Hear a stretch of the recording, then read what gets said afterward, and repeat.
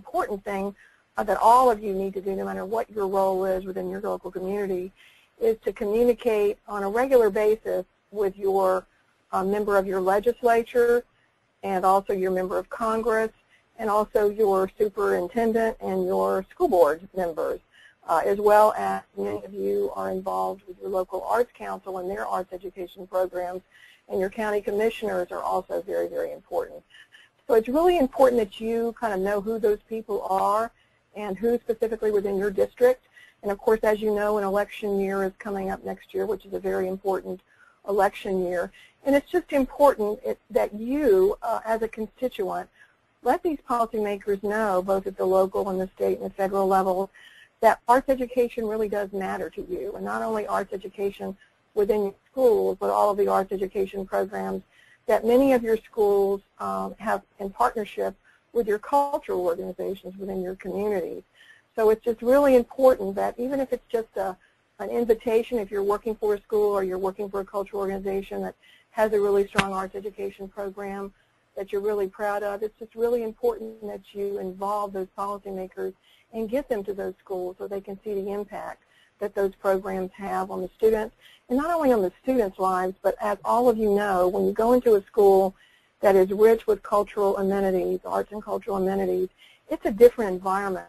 Kids want to be there, they want to learn, they want to get up in the morning, they want to go to school, and policymakers really do need to experience that firsthand. You know, we can read about things and go through statistics and do all of the things that we have been telling you to do for so many years, and you instinctively know what to do and all the stats and figures, etc. But it's really, really important that you engage them on a personal level.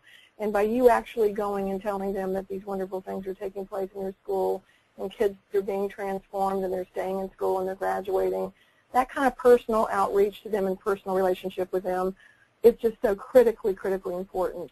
And yes, they're busy, and yes, you're busy, but if we want to create an environment in which all of us are trying to instill within our policymakers at all levels, and I mean that at the school level, at the county level, at the state level, at the federal level, then it's really important that they see firsthand the impact that these programs have.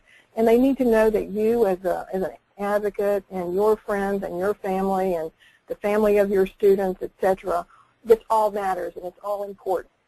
And they need to hear from you.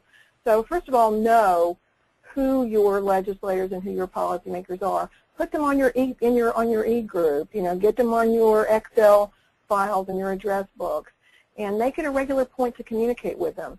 Write them. Put them on your mailing list. Make sure that they're included in your invitations, and reach out to them. Try to schedule an appointment to meet with them before they get to Tallahassee, and involve them. And then when you do come to Tallahassee, when you're up there either for Arts Day or up there for other reasons and they're in session, then it's really important that you have already built that relationship with them, and they know who you are, and they know what school you represent and what community you represent and what programs are important to you. So that's really the most important thing that you need to be doing right now. Plan on attending Arts Day, and as I have said throughout the years, you know, Arts Day is really the icing on the cake, but you bake the cake at home. And that's where they really need to see the impact of arts education programs within their own districts and within their own counties. So we are in the process of updating our website, but right now you can go on our website and find out real quickly if you don't know who your policymakers are. They're, of course, on your voter registration card. And for those of you who are not registered yet to vote, I encourage you, that is a very important thing that you need to do, is to make sure that you are registered to vote and that you participate in the election process. And that's something we'll also talk about, I'm sure, in a future call, is when we're getting close to elections. We'll be doing candidate surveys as we did back in 2010, and you can see very, very clearly how people, if they responded to the surveys and what their responses were to the survey.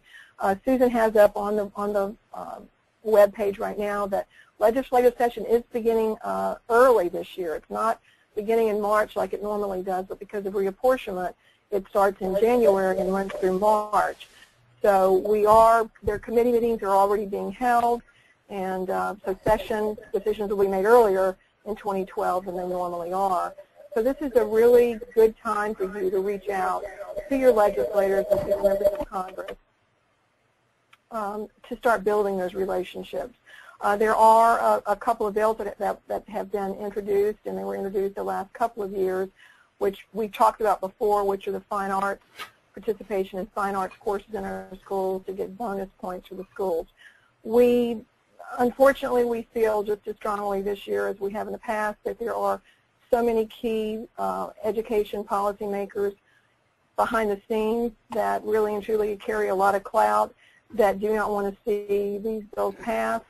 And so we're not too enthusiastically supportive of the fact that they probably will not be passed this year again, but that just for you to know, we will monitor them and we'll try to keep up with, let you know what's happening to them. But it's House Bill 121, which is sponsored by Representative Charles McBurney, and there's an identical companion bill in the Senate, which is Senate Bill 338, which is sponsored by Senator Nancy Dieter. And basically what this means is that the more participation that you have in fine arts courses in school, music, dance, theater, and art, then you will get bonus points.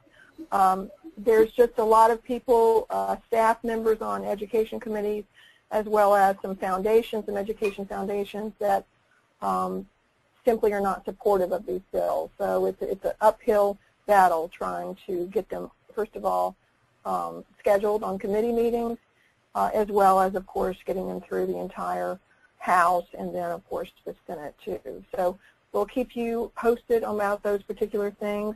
There's also some parental rights bills that are going to be introduced, and as soon as those are introduced, we'll try to update you on what that entails, and there might be an opportunity for the arts to be included somewhere within those bills, but we don't have enough information right now to update you on that.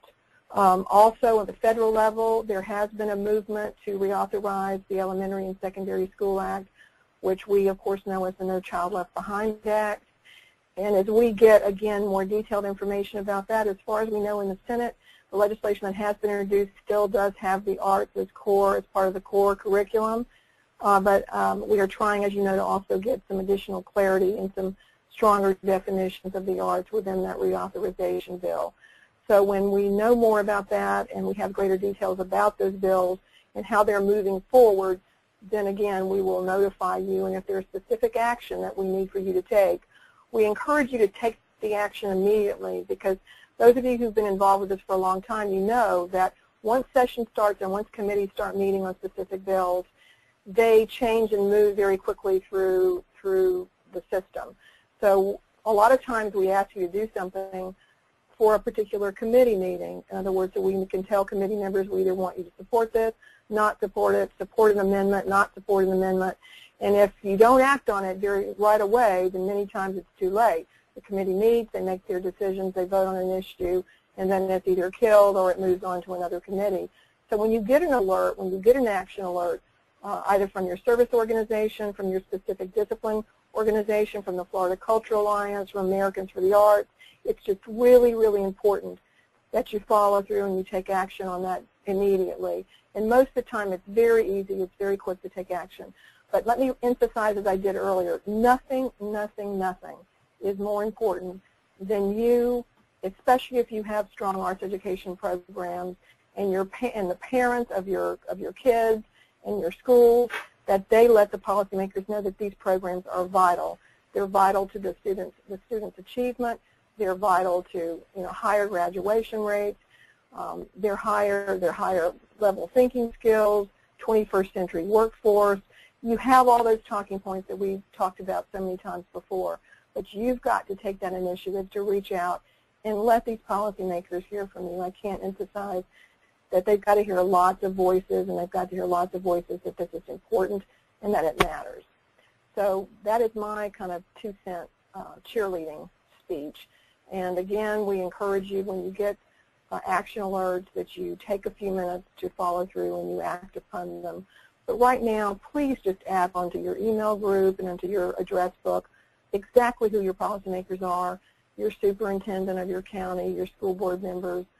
Find out who those people are and start communicating with them, especially if you've got programs that you're proud of and that you can engage them in, so they can see firsthand the power and the impact that these programs have on your kids, on your schools, and on your communities. So that's my 2 cents.